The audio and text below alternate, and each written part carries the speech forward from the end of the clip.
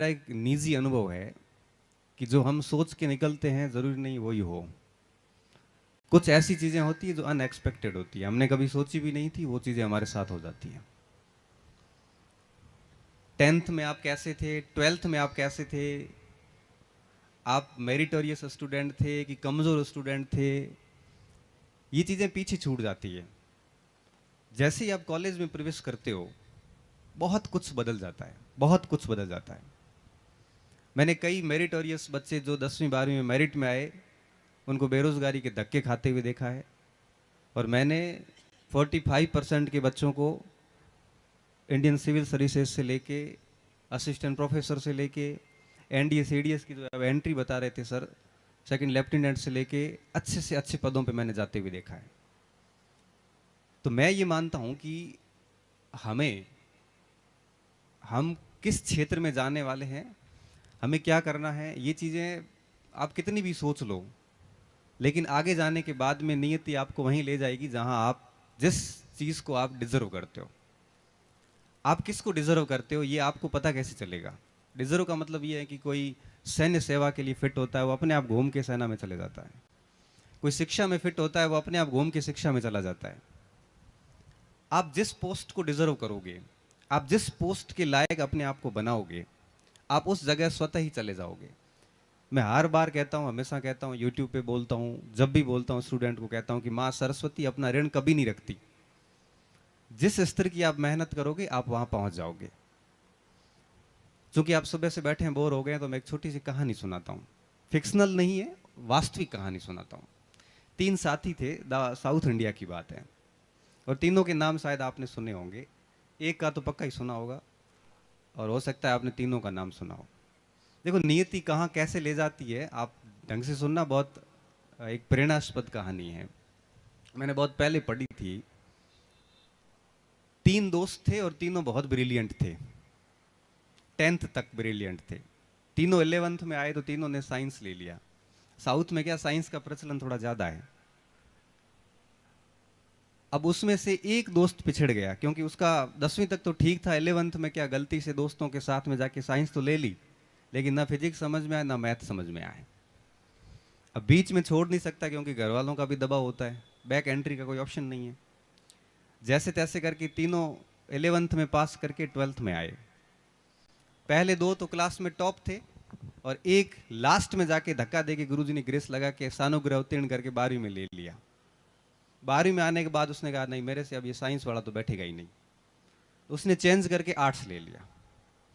और जो 2 brilliant student थे उन्होंने अपना फिजिक्स केमिस्ट्री मैथ जारी रखा।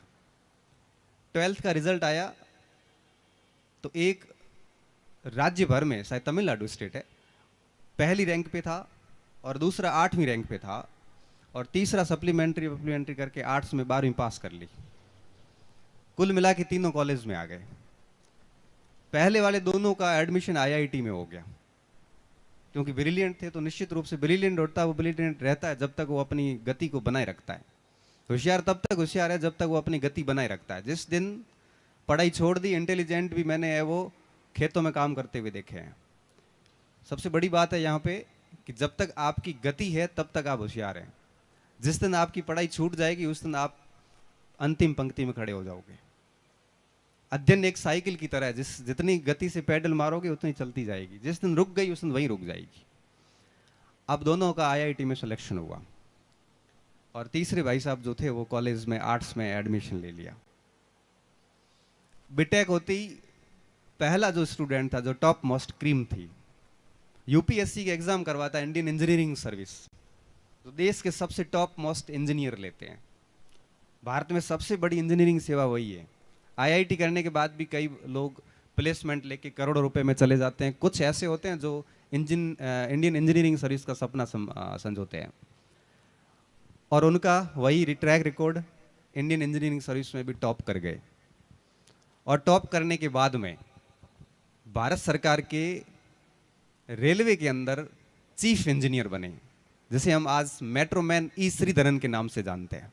नाम सुना है ई श्रीधरन का? दिल्ली मेट्रो के चीफ इंजीनियर थे वो। भारत का सबसे खतरनाक रेलवे माना जाता कोंकण रेलवे, उसके चीफ आर्किटेक्ट थे वो। अभी भी बैठे हैं, गए नहीं है। 80-85 वर्ष की शायद उम्र है उनकी, और भारत के सबसे बेस्ट इंजीनियर में से वो एक है। अगर आप गूगल पे उनका हल्का सा ई लिखोगे ना तो भी श्रीधरन अपने आप आएगा। अभी तक आप क्या कॉलेज में घुसे नहीं हो, अभी आपने तैयारियां शुरू नहीं की है, नहीं तो ई श्रीधरन का नाम कौन नहीं जानता। दूसरे वाले इंसान, उन्होंने आईएएस का एग्जाम दिया और आईएएस में पास हो गए, कलेक्टर बने। कलेक्टर बनने के बाद में कलेक्टर धीरे धीरे सेक्रेटरी तक पहुंच जाता है, और वो आपके आगे बढ़े और आईएएस से पार करते करते करते करते भारत के मुख्य चुनाव आयुक्त बने। भारत के मुख्य चुनाव आयुक्त बने टी सेशन, जिनका नाम है। डॉक्टर एपीजे अब्दुल कलाम कहते थे कि एकमात्र वो व्यक्ति है जो मुझे पूरे नाम से बुलाता है। अब्दुल पाकिर जैनुलाब्दीन अब्दुल कलाम कैसे हो, वो ऐसे बोलते थे। टी सेशन ने भारत में चुनाव में कितने सुधार किए, ये आप कॉलेज में जाओगे तब आपको पता चलेगा।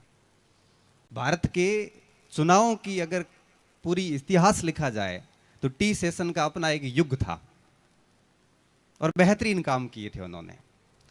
अब आते तीसरी शख्सियत।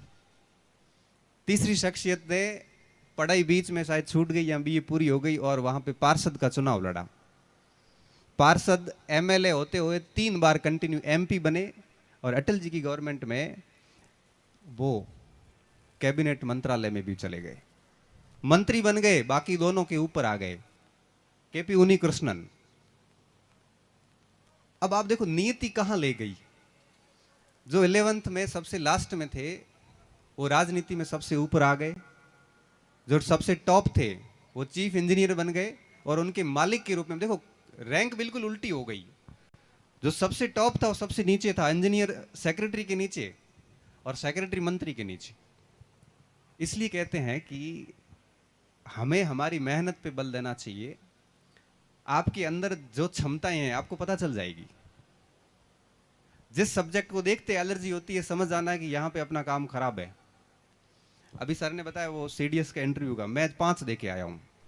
SSB service selection board, Bhopal गया, इलाहाबाद गया। अब जबरदस्ती कर रहा था मैं, मेरे साथ ही एक्चुअली बात ये थी। वहां फर्राटेदार इंग्लिश चाहिए, 5 दिन तक एसएसबी चलता है, पता नहीं कितने टेस्ट होते हैं अंदर। वहां स्टार्टिंग में आप स्क्रीन आउट ही कर देते हैं। शानदार वाली इंग्लिश चाहिए होती है, क्योंकि वहां पे वो लोग आते हैं जिनमें OLQs पूरी होती है, ऑफिसर लाइक क्वालिटीज कंप्लीट होती है, और वो होती है जनरली